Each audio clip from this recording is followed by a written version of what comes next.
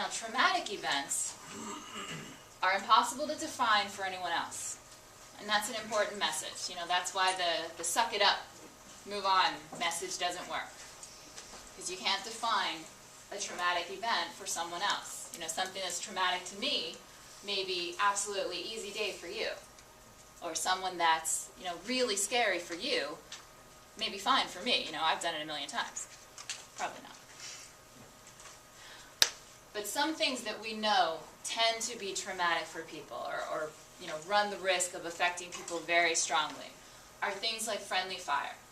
You know, when we accidentally kill our own. That's a moral injury. Collateral damage, when we see women and children get killed. You know, we have to, Marine or soldier has to stop a vehicle moving towards the convoy. They don't listen to any of his warnings. He or she shoots them, stops them, and later finds out that he just killed a woman, her husband, and her baby. Barbaric behavior by our own troops. Those are those atrocities we've talked about. We do it. Witnessing death or injury of a close friend, you can imagine. Killing unarmed or defenseless enemy.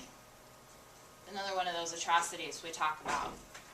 Although at the time, you think you got good reason, right? Because these are wars of insurgencies. These are wars of guerrilla warfare. We don't always know who the enemy is, where the enemy is. We know they use women and children as shields, especially in Iraq. We know that these things happen. So sometimes you develop the attitude out of desperation and helplessness, well, let's just kill them all. That way we know we're safe. And so these things happen. Any experience in which death or serious injury is threatened or witnessed doesn't have to happen to you. In the individual's perception, it doesn't even have to be real. It just has to be believed. Can be traumatic. That's why you can't define it for someone else. But not every incident that fits that description is going to be traumatic for everyone. Our service members are extremely resilient, and our training is good, which is why most people come back fine. But we need to know what leads to the folks that don't. So, a definition of post-traumatic stress disorder. And I say this not so you can diagnose, but so that you know what is actually the definition of this disorder that so many hundreds of thousands of people are getting diagnosed with these days. So, first criteria is the traumatic event. Something or some things has to actually happen.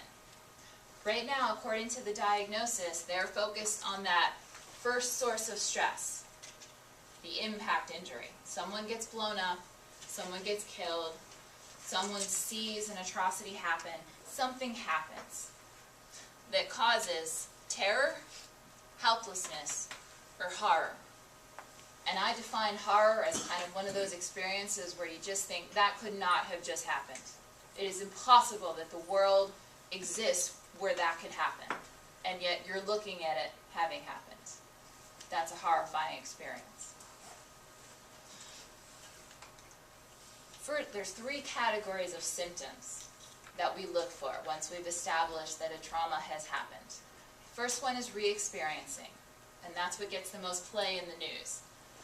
Those are things like the nightmares, the flashbacks, the intrusive memories. Might be where people are kind of zoned out and you see in their face and their body language that they're reacting to something, but they're not talking. They might have the 1,000-yard stare. You don't know what's going on, but you know something's going on. When this does happen, they get pretty freaked out. Anybody know what a flashback actually is? And want to say? Yes, ma'am. Recreate whatever experience you're going through, and it's in your mind and you feel it right there. Exactly. She said you recreate whatever experience you've gone through in your mind. It's not actually happening, but you feel as though it is.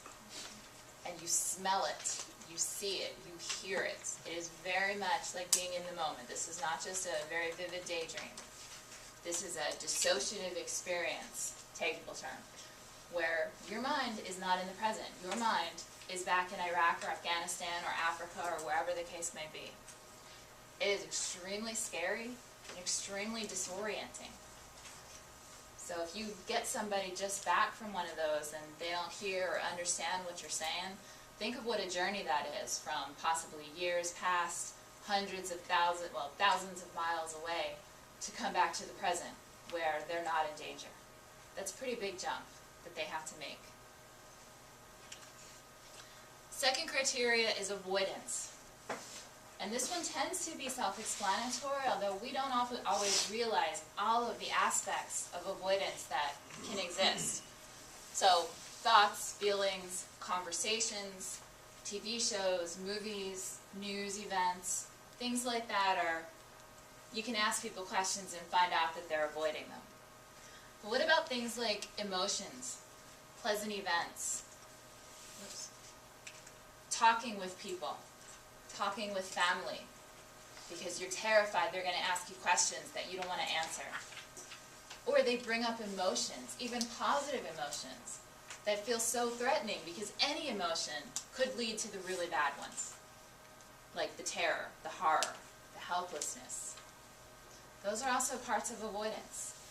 So you will see people go utterly numb, and they don't react, they don't seem to feel, and they seem very cold. And it's protective. It's there for a reason. It's damaging because it's hard to have a relationship with someone like that, which is one reason our divorce rate is getting so high in the military. But there is a reason for it, and that's something else that's important to realize. Third symptom is increased arousal, hyperarousal we sometimes call it. So these are the exaggerated startle responses, where a door slams and someone hits the deck, or a car backfires and they run for cover, possibly dragging, someone else with them. Or someone comes up behind them, touches them on the shoulder, and they immediately, react with a combat maneuver.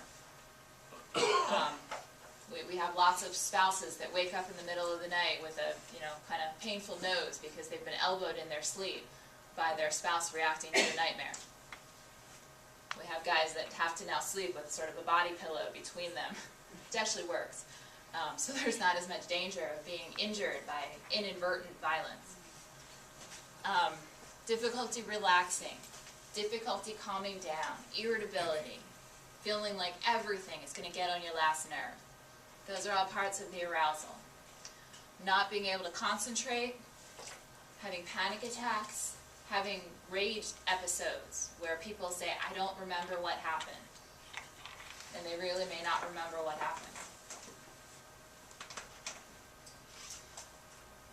The duration of the symptoms have to be longer than a month. So if someone has a bad week, when they first come back from combat, that's not it.